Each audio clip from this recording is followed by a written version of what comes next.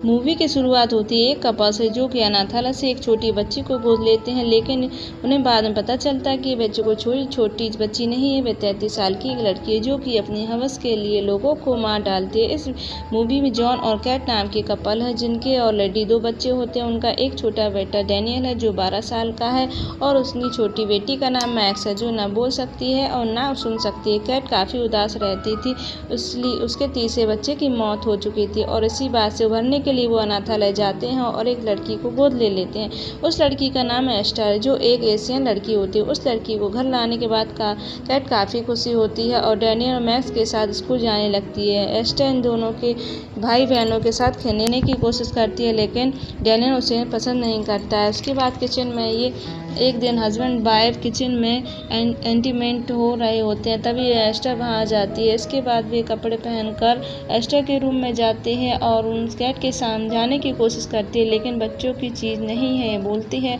और उससे ये सब देखना नहीं चाहिए। लेकिन एस्टर कहती है कि उसे इन सब के बारे में सब कुछ पता है और ये भी पता है कि हस्बैंड वाइफ क्या करते हैं। एस्टर के मुँह से ये बात सुनकर कैट हैरान हो जाती है और वह छोटी सी बच्ची ऐसे कैसे जान सकती है। ये बात जॉन से भी शेयर करती है, लेकिन जॉन सीरियसली नहीं लेता। लेकिन कुछ दिनों बाद एस्टर के बिहेवियर में चेंज आ जाता है। वह एक छोटे बच्चे को झूले से गिरा देती है क्योंकि उसने उसका मजाक उड़ाया था। एस्टर धीरे धीरे चेंज होती जा रही थी। एस्टर जॉन से अच्छे से बात नहीं करती थी, लेकिन कैट से मिसबिहेव करती थी। कैट जब भी जॉन से बात शेयर करता है जॉन कैट पर ही नाराज होने लगता है। एस्टर अभी वो छोटी बच्ची है इसलिए ऐसा कर रही है। कैट को एस्टर पर धीरे धीरे शक होने लगा। उससे अनाथालय की सिस्टर की बात याद आती।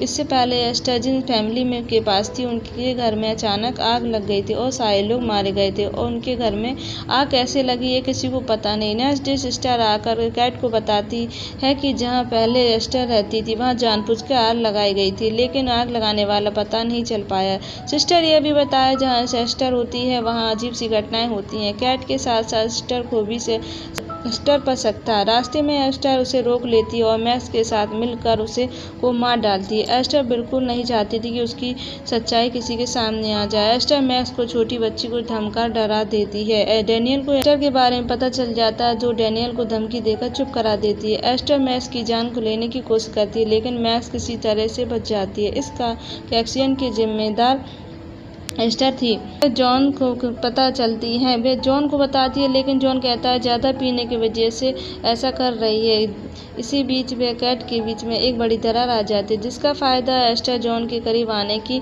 कोशिश करती है, लेकिन जॉन समझता है कि वे एक छोटी बच्ची उसका ज़्यादा सीरियस नहीं लेता है। दूसरी तरफ कैट एस्टर के बारे में डीपली सर्च करती है और एक एस्टर के रूम में चेक करती है। उसे वहाँ एक किताब मिलती है जिससे बहुत सारे फ़ोटो होते हैं। वो फ़ोटो थे जिनको एस्टर ने मारा था। दूसरी तरफ एस्टर डैनियल का सिर जला देती है, उसे मारने की कोशिश करती है, लेकिन कैट किसी तरह डैनियल को बचा लेता है और उसी हॉस्पिटल में ले जाती है जहाँ एस्टर आकर फिर से डैनियल की जान लेने की कोशिश करती है। डॉक्टर के पास टाइम पहुँचने की वजह से डैनियल की जान बच जाती है। इसके बाद कैट एस्टर को मारने की कोशिश करती। कैट आउट कंट्रोल हो चुकी थी, जिसकी वजह से वह हॉस्पिटल में भी एडमिट हो चुकी थी। उसका फ़ायदा उठाकर वह एस्टर जॉन के करीब आने की कोशिश करती। वह यंग लेडी की तरह तैयार हो जाती है और जॉन के करीब आ जाती है और उसे जॉन को इम्प्रेस करने की कोशिश करती है, लेकिन इस हरकत के बाद जॉन उसके इरादे भांप लेता है। फिर उसे गुस्से में कहता है कि तुम्हें कल फिर से अनाथालय में छोड़ दूंगा। जॉन से ऐसे सुनकर वह एस्टर को गुस्सा आ जाता है और वो हमला कर देती है और जॉन को मार देती है। वहीं दूसरी तरफ कैट के पास एक आदमी का कॉल आता है और वह आदमी कहता है कि कैट जितनी जल्दी हो सके तो एस्टर से दूर हो जा और उसने घर में पुलिस बुला लो। कोई बच्ची नहीं है, वह 33 साल की औरत है जिसे हार्मोन की बीमारी की वजह से फिजिकल ग्रोथ नहीं हुई है, लेकिन इंटरनेशनल ग्रोथ हो चुकी है जो कि अपनी हवस के लिए लोगों को खून कर देती है। यह सुनकर कैट हैरान हो जाती है। वो पुलिस को कॉल करती है और अपनी जल्दी से कार लेके घर पहुंचती है, लेकिन वह एस्टर जान को मार चुकी थी। तब एस्टर छोटी बच्ची मैक्स को मारने के लिए उसका पीछा करती है, लेकिन उसी वक्त कैट वहां पहुंच जाती है और कैट ऊपर से कूद कर उसको बचा लेती है, जिसकी वजह से एस्टर बेहोश हो जाती है। कैट सोचती है कि एस्टर मर चुकी है, वह अपनी बच्ची को छोड़ लेकर जाने लगती है, लेकिन एस्टर फिर से उठकर उस पर चाकू से अटैक करती थी। इन दोनों की लड़ाई होती है, लेकिन कैट जीत जाती है और एस्टर वहीं पर मारी जाती है। Thank you watching.